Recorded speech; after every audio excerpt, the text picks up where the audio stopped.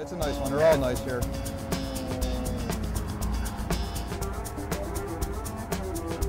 You want to land them for me? Yep, absolutely. As long as I don't put a... Yeah. Okay. Start. There, get him over there. Little guy. He's nice, though. Oh, he's gone. Oh, I'm right off. Anyway, I'm on the Susquehanna River. It's January. Smallmouth fishing is going to just get better. Hey, I'm Bob Murray. You're watching Delaware Valley Outdoors. And this is going to be a good one. All right, we got one in there, bud.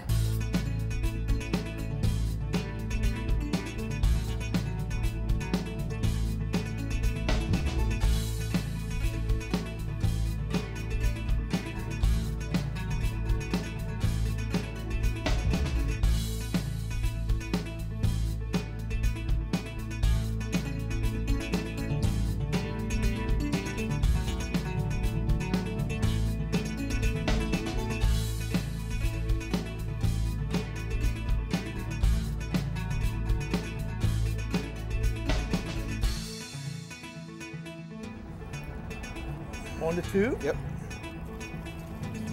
On the tube. Nice one.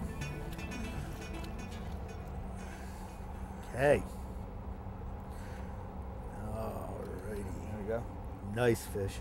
Hey, I'm out here with my good friend Kurt on the Susquehanna River. It's January. Warming trend. Kurt says, what can we do? Let's come out here and catch some fish. So we're going to be out here today. Beautiful weather. We got tubes on, some jerk baits, and we'll see what goes on. Maybe a hair jig too. Maybe a hair jig or two, yep. All right.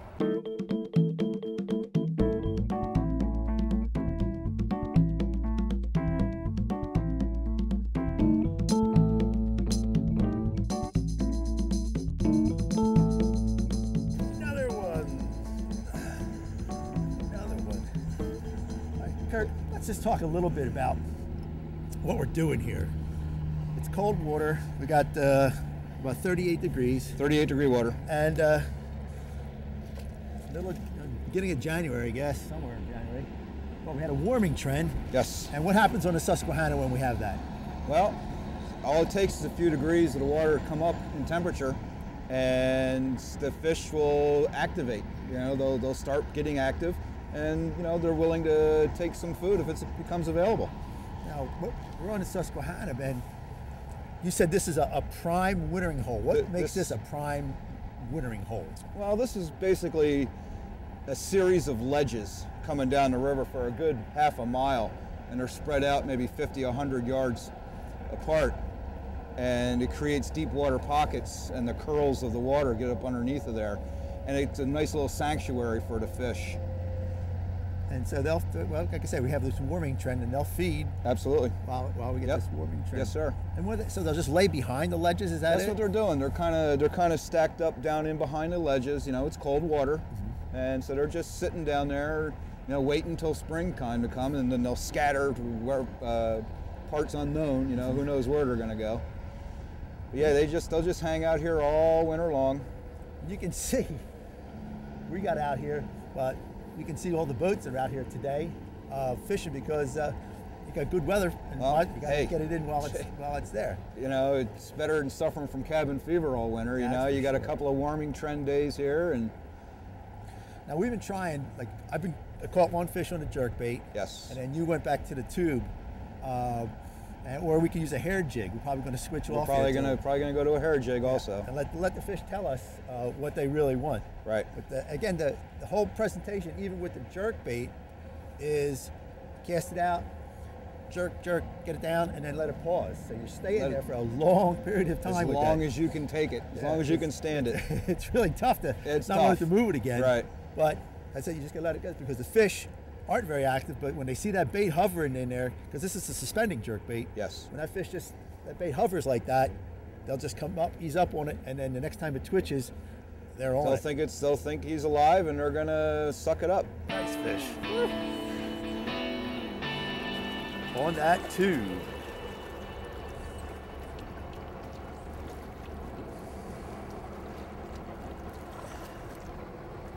Come on. Get him. Well, now, Kurt, you're catching one on that tube. That's a nice sized fish there. That's a nice one That's there. a pretty fish. It's a gorgeous fish. Tell us exactly how you're fishing it, because it's kind of All not I'm doing, unique, but it's I'm just dragging the tube right along the bottom, just lifting it up ever so slightly, an inch or two, 2 inches, and just picking it up off the bottom very slowly, letting it drop and just dragging it down along. and the bite itself. That bite there was, he thumped it a little bit, Uh-huh. but all it is just been a dead weight, and it felt like you were stuck on a rock, and then you just felt just an ever slight pull on the end of the rod, just a very slight, like a little, just a little tug. Uh-huh. Now let's just talk a little bit about your setup here with the line that you have and the rod. Well, this is I'm using fire line. This is a 8-pound test fire line, very sensitive, directly to the tube. I feel every little nook and cranny down there. Coupled them on a graphite rod, 6-foot 2-inch graphite rod actually. Makes for a nice length for me to keep, especially if it starts getting a little windy. A little bit shorter rod gives me a little more direct contact.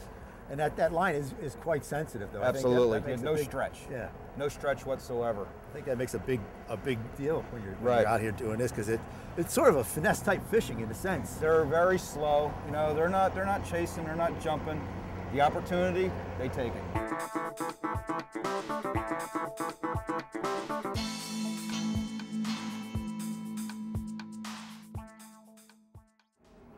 We have a wonderful day here today, but the best time to be out here on the Susquehanna is basically any time, to be honest with you. But in the springtime, and not throughout the summer and the fall, the ledges are probably the big piece of structure that you fish on the Susquehanna. Am I correct? Yes. All right. Now some run all the way across the river, or how do you look In this area here, they're running across the river. They're stepping down. There's an area up north further where the ledges actually run with the river. That can get interesting. And but in this time of year, like I said, the fish are up behind them, and the water's cold. What you want to do when you're out here and you find the ledges. Now the water's up a little bit, so you have to look for these little breaks that go across, and that'll give you what the ledge is. When the water falls, you actually be able to really see the ripple. You can really see them. Actually, you can see the rocks. They come up out of the water. And the thing that you got to really remember is, like Kurt said, when you cast, you want to cast almost right to the edge of that drop off there. Right, because that the fish are going to be hiding behind that, waiting for something to get washed by them. So if you put your tube or your spinner bait or your jerk bait on top of that ledge and just bring it down and let it fall, that's when you're going to get most of your bites, because the fish are basically this is a current break. It's exactly all what the way it across is. the river. So Right. and the Susquehanna is known for fishing the ledges. So if you come out here and you're looking for some place to fish, look for those ledges, pull off of them, and just drop your bait right behind it as close as you can to that ledge and let it fall, and then work it back, and you'll catch some fish. You can tell the water. You can see a lot of water disturbance comes across here, and that means the ledge is going to be down below it, because the force of the water actually forces the disturbance to be in front of the ledge. That's how you know that. That's how you find them. That's how I find them. And then you use your depth finder too, and you run over top of them. That's important too to remember, especially out here. With depth finder, you don't have huge depths out here. You're basically fishing probably 6, maybe 7 feet on usual. But you need your depth finder just to locate the drop-offs, and then you can pull back if you really can't see the ledge or anything like that. And the other thing you need is a good temperature gauge, right? Yes, temperature gauge, highly important. Temperature gauge is really important, especially this time of year. We have like 38.5 degree water here now.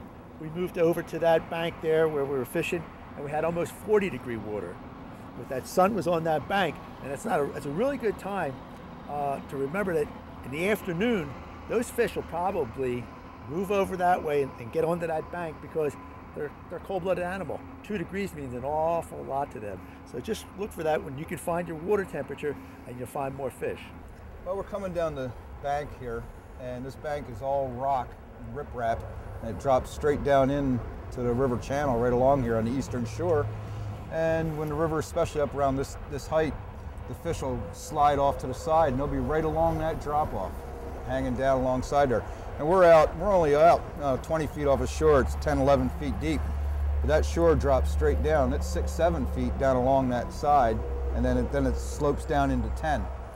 The water up like this, the fish they'll be right up along this side. Now, the fish, obviously, it's cold now. Yeah, it's cold now. They'll move up there because we got a nice sun on us right now. Right. And a degree or two will, they'll like that. They'll just move up. Yes, sir. But now, you like this in the springtime also. I love this in the spring. Love this spot in the spring. Spring and real early spring. Like anything, April-ish, May. Not so much May, but March and April. Late March, early April. But this really turns on nice, and here again in October. And I know you like to throw your spinnerbait in here. Yes. I'm even gonna. Here it is. We're in January, and I'm even gonna toss it, and I'm gonna see if there's something that might be interesting. I'm just gonna let the spinnerbait helicopter down the side. I'm not trying to get them to chase it. I'm just trying to, you gotta try. Try. Yeah. Well, I know. I like it when you see a bank that drops off like that. You really don't even need a depth finder because you know that it's going straight down. Right. You don't see that long gradual slope No. that just drops off like that. And one of the things that we both love the Delaware River for fishing for smallmouth, but when you see this chunk rock like this, you have to be able to the fish there because they lean up against it. What's in there? Crayfish, minnows, stuff like that. The Susquehanna is a crayfish factory. Yeah, and then they'll just move up and down. Yep. One of the things, because we had a smooth edge up there, probably don't hold as many fish. So you get down to here where all the crevices are and all the drop off. And it comes around the corner, and there's bigger rocks. Like you see the chunk rock here. Mm-hmm. That rock comes all the way down the side here, and that's going to break the current up. And will you find these fish in pockets as you go through here, or do you find them just scattered all out? It's a little bit of both, Bob. It's a little bit of both. Sometimes they're all over the place, and other times, it's 1 or 2 turns off the shoreline. And you could get numbers off of this? Oh yeah. Yeah, this area is, you come up and you come down the side and you come up and you do it again. You can do that all day long. Now you talked about the level of the water that we have right now. Right. Tell us about what kind of level, number-wise, do you look on the gauge at, say, Harrisburg to let you know that this is a really good time to go fishing? Right, we're fishing Harrisburg. This is a nice level. It's actually a little bit high for this area, maybe 6, 8 inches high. And when I checked the level last night, it was at right around 4.9 on the Harrisburg gauge. And you can fish this effectively down to 3.5, anything lower than that, and this becomes a minefield down here. And anything, if you get up around 6 to 7 feet, this water in here is just moving way too fast. Way too fast. You can fish it, but it's tough. When it gets up that high, you just scoot up into the narrows up there and do much better. Yeah, and exactly where are we on the Susquehanna? I know we have the Statue of Liberty out there, so that's a focal point. But what area would you say that we're actually in Fort Hunter? Fort Hunter. Yes, and we're probably about no more than 10 minutes from downtown Harrisburg. We're right on a major thoroughfare, 332. 322. Yeah, and for people in our area, it's not really hard to get out here. No. 2 hours, turnpike. It's a 2-hour ride. It's all main highway. It's nothing difficult. The only thing is you do need a jet boat, I got to tell you. You got to have a jet. Without a jet, you could, if the water's up higher, you could sneak up here, but it could be tough. Yeah. So not only is it tough, it could be very dangerous to the bottom of your boat. or your prop. You could find yourself in a whole lot of trouble real quick. Hey, now, jet boats find themselves in a lot of trouble here. I bet you, yeah, because people... you go down here through these rocks in the lower water, and the rocks are all silver, and that's from the aluminum. It's scraped off the bottom. Off the bottom of the boat. It's actually kind of fun to check that out. It's like, well, they didn't make it here. Yeah. Well, that's one thing. If you're coming out here, you really know the first time. You got to come out here with somebody who has been out here. Very advisable. Knows it. I know somebody can get a jet boat, just come right out here. Right. But it's better to come with somebody that knows this area because you can get yourself into a lot of trouble. Yep. And the ramp is a very nice ramp we have there. Fort Hunter ramp. Yeah, not a big ramp, but It works out pretty nice. All right, I'm going to catch a fish here. It's a nice place to fish. Yeah. And as you can see, it's very popular. Yeah. Now what, like, speaking of popular, you advise people getting here real early in the morning to get a spot, because it's not a lot of parking down there. When the bite is on, as they call it, you got to be here. You know, there's nothing being here before first light. You know, and waiting for safe light to run up here, or else you're going to find yourself looking for a parking spot. I've come here a few times and not been able to put in because there's no parking. No parking. Yeah. You know, and I end up having to go find a different ramp somewhere. There's nowhere to park.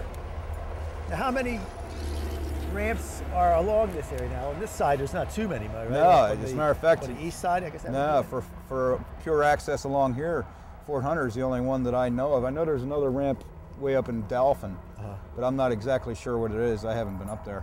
I mean, you could go up into Duncannon and come down. Sorry about that. So if you're interested in finding more about this, go to our website, Delaware Valley Outdoors, and we'll hook you up, and we'll give you the more information that you need. So just go to our website and we'll help you.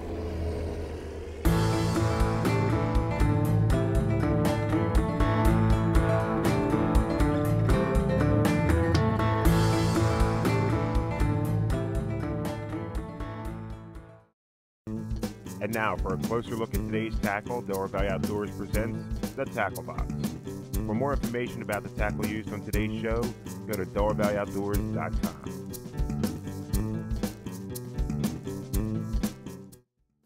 Hey, Kurt, we're here with the Tackle Box section of the show. It's January. It's quite warm for January, as you know. It's cool out on the water, though. It's cool out there. But at this time of the year, or anytime when you get this kind of water conditions on the Susquehanna, you're going to throw jerk baits. Absolutely. That would be my first thing. Would be that, and it's. I mean, that works into the fall and all that. But okay, you have a couple of selections here. What do we have here? That's a Deep Diver Pointer 78. It's in the brownie color. It's a color that's just by Cabela's. I really like that color. That color works really well. And now, how far does this dive down? That dives right around 6 to 7 feet. Now, again, it's a jerk bait, but it's also a suspending jerk bait. That's right? correct. Right. So when you cast it out, twitch, and then it pauses. Now, depending on how hard you pull, how many times you pull, does that determine how far it goes down? That determines how far it goes down. Also, a lot determines that is the water temperature. The colder the water, it doesn't go down quite as far either sometimes, because the specific center of gravity is the. Right.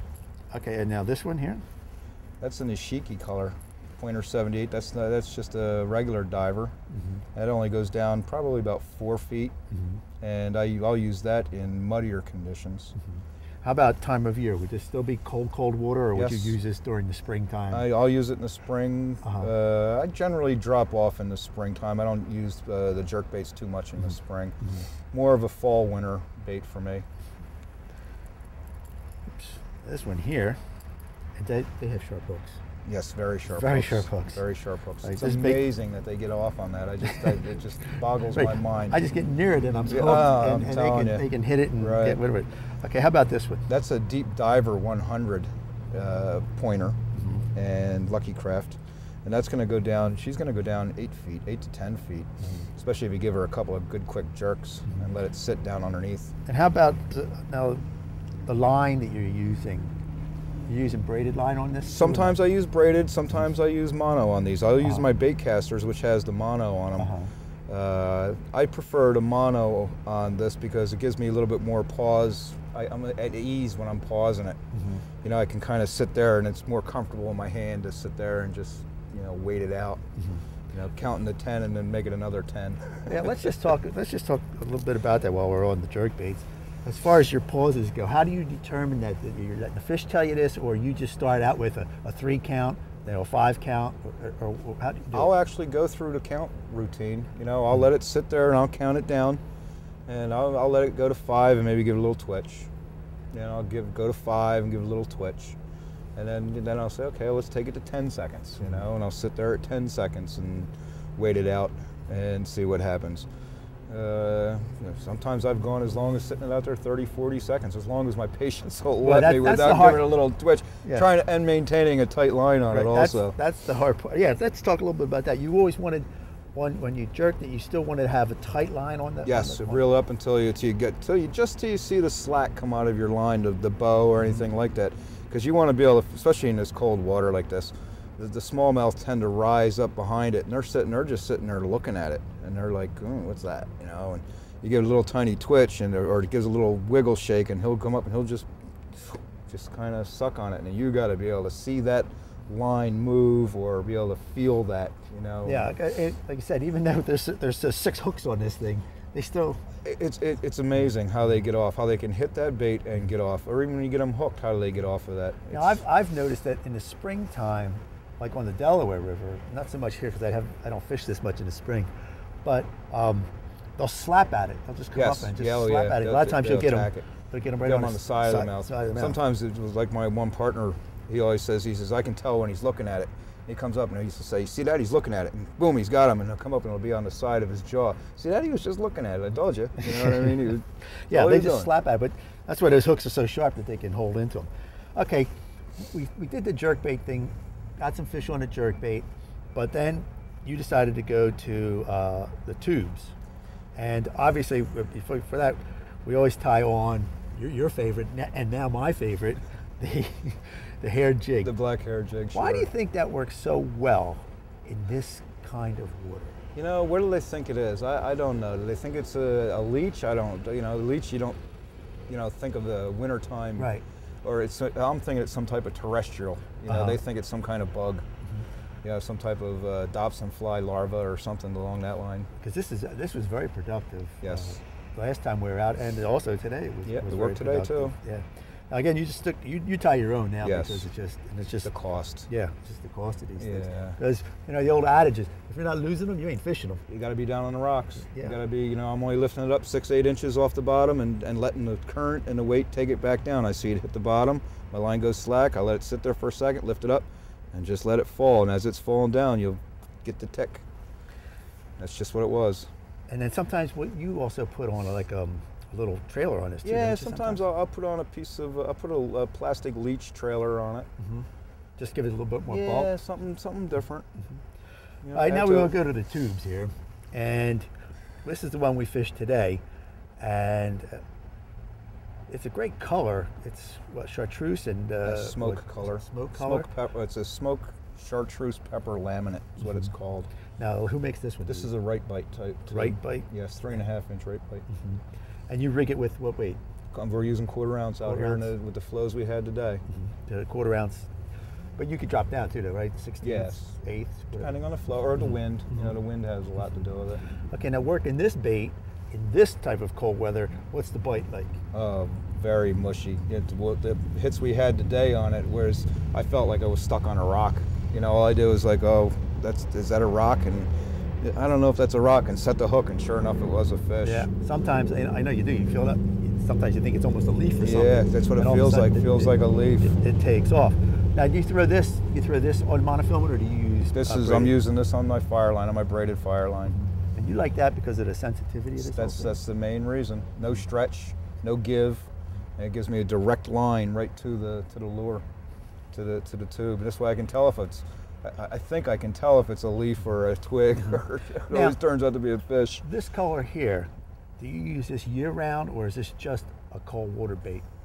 I use that mainly when the water has a dingy color to it, a dingy green. Mm-hmm. That's almost to brown. That's one of my favorite colors. Mm-hmm. So you'll use this if it's stained. Yes. Stained water. Right. Okay. Now I know this bait here, another tube. It's quite popular out here on the Susquehanna.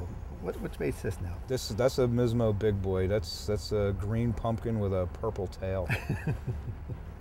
Now, how about what time of season do you use this? Spring. Spring. That's an all year. That's a spring, summer, fall. Mm-hmm. That's an all around one of my go-tos. Got to have that color in. Mm-hmm. If you ever caught a crayfish in the Susquehanna, you got to see the different colors that they have on them. And that's what I would assume they're kind of representing. Yeah, because I know I fished this a number of times and had quite good success out here on these right. these baits. Again, same type of weight situation, Yep, quarter ounce. Quarter ounce, only because we're fishing up in the deeper water. You know, the higher flows, a little bit higher flow, a little bit deeper water. I usually use an 1/8 ounce. Now, we got a spinnerbait here. Right. And you and I both love throwing spinnerbaits. And I mean, if I could throw them all year round, I would throw them all year round. I try. You know, today, you know, it's 65 degrees out. We had 40-degree water. I was coming up on the one on the east bank, and I was like, spinnerbait's calling me. Right. You know, and I was like, you know, we didn't get anything on it, but I had to try. Yeah. I had to try. Color and blade types. What do you like out here? The willow leaf blade, double willow leaf blade is definitely what I like. I like the chartreuse or the gold colors and white colors. Okay, now, obviously we're laughing because we did throw it today in cold water. But when do you pick up the spinnerbait on the Susquehanna and start throwing it in earnest in the spring? I'm going to start throwing that as soon as ice is out. Really? As soon as I can get up on here and fish this. So water temperature doesn't bother you that much in the springtime? No, I'm looking, because the water temperature is rising. You know, it's not so much, this water temperature is rising, but it's not rising in earnest. You know, it's going to come on, the fish may take off, but it's going to get cold again. It is the second week in January, you know, we're not done yet. Springtime, you're going to have the longer daylight hours, the sun's going to be up longer, and that all has the play in it. You know, that has the trigger in it. You know, this bait here works really good on the Delaware River too. Yes. I mean, that was our favorite thing. Now, do you like the gold and the silver combo, or do you like I use the gold and the silver combo here on this river more so than I do on the Delaware. And on the Delaware, you use just I'm using the gold. The gold. I prefer gold. I'm a gold willow leaf spinnerbait. And unless it's muddy, then I'll go to the heavier Colorado blades or. And quarter ounce or half? Oh, it's you know, I let the water dictate that. Up the higher the water, I'll go all the way up to 3/4 ounce. And sometimes even this year we're talking about getting 1 ounce spinnerbaits. Just to get them down, to drop down. Oh, you're fishing a wall. You don't want, you get it away from that current. You know, and those fish get up tight against the wall, especially on the Susquehanna. You want that spinnerbait to come down and come straight down the wall like this, and it'll actually helicopter down. And as it does, and then you pull it up, and you know, as that's falling down, they'll come up and they'll grab it just like that. I know this is a good bait. Well, we got some good things here on the Susquehanna. Remember this: you catch a lot of fish, and that's the tackle box. Finally, they turn on.